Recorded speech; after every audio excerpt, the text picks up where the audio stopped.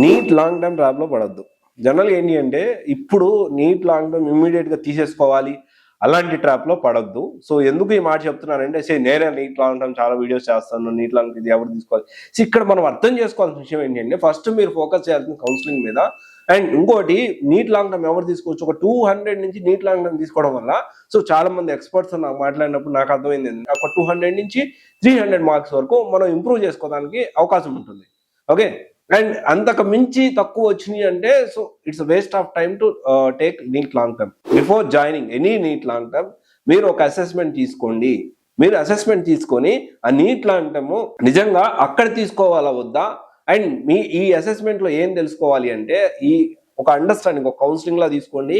Neat long term తీసుకోవాలా వద్దా అనేది కూడా కౌన్సిలింగ్ లా తీసుకోండి. ఇఫ్ నెసెసరీ దీనికి సంబంధించిన కౌన్సిలింగ్ మీకు కావాలి అంటే సో మన సిబిఎస్ఈ తరఫు నుంచి నేను ఫ్రీగా ప్రొవైడ్ చేస్తాను. అయితే ఇక్కడ ఏంటి ఏమవుతుంది, ఒక స్టూడెంట్ ని 1-to-1 కూర్చోబెట్టి మాట్లాడి సో ఏ సబ్జెక్ట్ లో వీక్ గా ఉన్నారు, ఎక్కడ వీక్ గా ఉన్నారు, ఏ ఏరియాస్ లో స్ట్రాంగ్ అవ్వాల్సిన అవసరం ఉంది అనేది ఫస్ట్ తెలుసుకోవాలి.